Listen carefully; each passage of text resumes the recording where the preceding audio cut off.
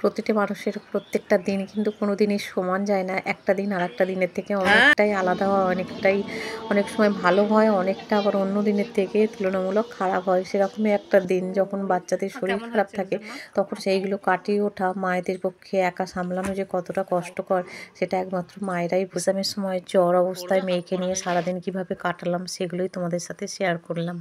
এখন এই যে রেডি হয়ে সোনাইকে আনতে বেরোচ্ছি, জানলাগুলো খুলিনি, এসে খুলবো আর সময় নেই হাতে আর কি। চলো বন্ধুরা বেরিয়ে পড়ি।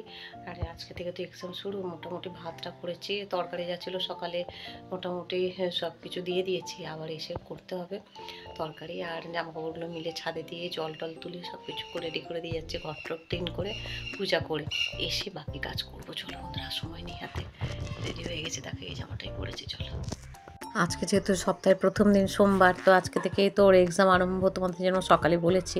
তো তারপরে তাড়াহুড়ো করে ওকে আনতে চলে গিয়েছিলাম। এখন স্টেশনে বসে আছি, কারণ দুটো ট্রেন এখন যাবে, তো ওই দুটোতে উঠবো না ভিড় বলে। আর সোনাইকে একটু খাইয়ে দাইয়ে নিলাম। আর তো সোনাই এসে বলছিল না শরীরটা খুব একটা ভালো লাগছে না, যেন মানে অ্যাসিড মতো করেছে। তো ওই অরেঞ্জ বিস্কিট খাইয়েছিলাম, বাড়িতে এসে একটু দুধ সুজি পাতলা করে খাইয়ে দিচ্ছি।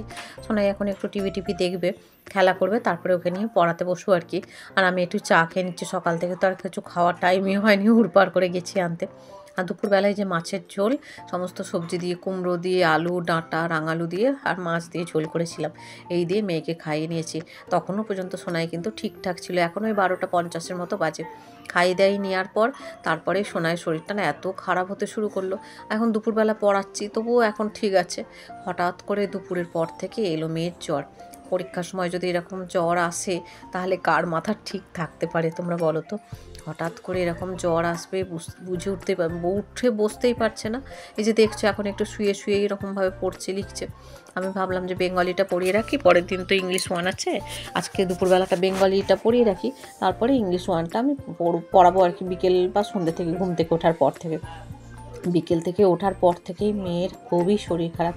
এখন একটু বোঝাচ্ছি, পড়াচ্ছি, কবিতাটা লেখাচ্ছি, বেঙ্গলি কবিতা, প্রশ্ন উত্তর এগুলো। তো তারপরেই হঠাৎ করেই শরীরটা ভীষণ খারাপ হয়ে গেল জানো।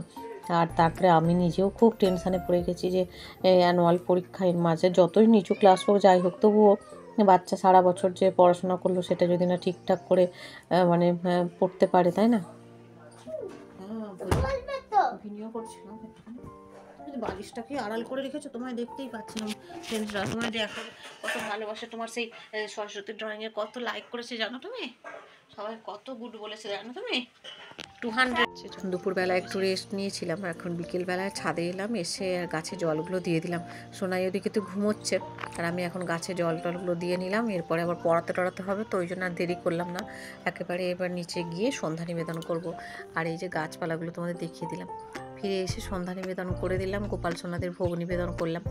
আর এখন একেবারে গোপাল সোনাদের শয়নে দেবো, কারণ আবার মানে উঠে আবার জামা কাপড় ছেড়ে তারপরে আবার নাহলে শয়ন দিতে হবে আর কি। ওই জন্য একেবারে এই সন্ধ্যা নিবেদন করার পর গোপাল সোনা রাধারানীকে শয়নে দিলাম।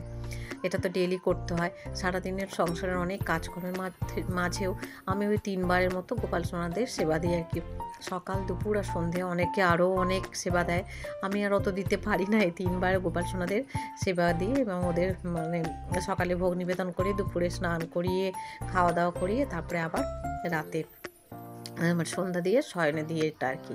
তো তারপরে ওই দিন তো সোনাইয়ের ভীষণ শরীরটা খারাপ, ওই জন্য আর ওই দিন কোনো ব্লগ করিনি। আজকে এই যে ভগবানের কাছ থেকে ব্লগটা শুরু করলাম। আর আগের দিন এতই জ্বর ছিল সোনাইয়ের 102 এবং সারাদিন পড়তেও পারেনি, সেই যে দুপুরে পড়ানোর পর সন্ধ্যাবেলা এক ফোঁটাও পড়াতে পারিনি জানো। তারপরে সোনাইকে বললাম, রাত 9:30-10টায় হাজব্যান্ড বাড়ি ফিরলো, আবার ওষুধ আনতে গেল, যেহেতু বমিটিং মতো মানে গা গোলানো মতো হচ্ছে, তো আবার ওষুধ আনতে গেল।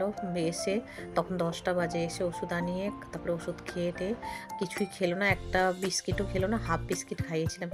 আর এই যে সবই ভগবানের আশীর্বাদ, সকালে উঠে শোনায় অনেকটা ভালো আছে এবং এক্সাম দিতেও গেছে। একটুখানি ভাত খাইয়ে পাঠিয়েছি এবং শরীরটা দেখলাম যে মোটামুটি ঠিক আছে, তবে হালকা গা গরম আছে এবং মাথা ঘোরাটা অনেকটা কমে গেছে।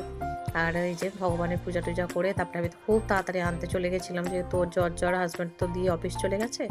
আর ওই জন্য আর ভগবানের কাছে প্রার্থনা করে গেছি সত্যি যে সোনাই যেন এক্সামটা দিতে পারে, সত্যি ভগবান শুনেওছেন। সোনাইকে বাড়ি নিয়ে চলে আসার পর এখন এই যে পড়াতে বসিয়েছি। সোনাইকে একটু ভাত আর মাছ ভাজা দিয়েছিলাম, ও খেয়েছে একটু, খাওয়া দাওয়ার পর। আর এখন এই যে পড়তে বসেছে। দেখছো তো শরীরটা খুবই উইক, চোখ মুখ বসে গেছে, আর গা হালকা হালকা গরম ছিল। ওষুধও নিয়ে গিয়েছিলাম, পরীক্ষা দিয়ে বেরোনোর পর ওষুধও খাইয়ে দিয়েছিলাম। যাই হোক, প্রত্যেক দিন তো আর মানুষের সমান যায় না, ভালো মন্দ মিশিয়েই আমাদের দিনগুলো চলে। কোনো কিছুতে বেশি উদ্বিগ্ন হয়েও আমরা কিছুই করতে পারবো না। যে কোনো সময় ঠান্ডা মাথায় আমাদের সব কিছু মানে সেগুলো ওভারকাম করতে হয়। তো সেরকমই একটা দিন ছিল আগের দিনটা, যেটা ভীষণই টেনশান এবং হেকটিক ছিল। যাই হোক, ঠাকুরের কৃপায় সেটা কাটিয়ে উঠতে পেরেছি। এখন এই পূজা দিয়ে নিলাম। সকালে তো পূজা অর্চনা করেই গিয়েছিলাম, সন্ধ্যার পূজাটা দিয়ে নিলাম, গোপাল সোনাদের শয়নে দিলাম। আর আজকে সোনাই অনেকটা ভালো আছে, সবই ভগবানের আশীর্বাদে। সোনাইকে এই যে তুলে দিয়েছি, তুলে আর এখন এই যে মশারিটা টাঙিয়ে রেখেছি, কারণ মশার ভীষণ উপদ্রব, ওর জন্য মশারিটা টাঙিয়ে রেখেছি। একটু চিঁড়ে সেদ্ধ দিলাম, একটু নুন চিনি দিয়ে। আর ওআরএসের জল তো আগের দিন থেকেই কন্টিনিউ খাচ্ছে, তো ওআরএসের জল, তো ওই জন্য শরীরটা একটু উইক আছে আর কি। যাই হোক, ঠিক হয়ে যাবে। একটু জ্বর হলে তো মিনিমাম 3 দিন তো তার রেস্টটা থাকেই, 3 থেকে 5 দিন। ডাক্তারবাবু আগেই বলতেন যে জ্বর হলে হুটপাট করলে কিছুই হবে না। সোনাইকে দিকে খাইয়ে দাইয়ে নিয়ে আর পড়াতে বসেছিলাম। এইখানে হাজব্যান্ডও চলে এসেছে।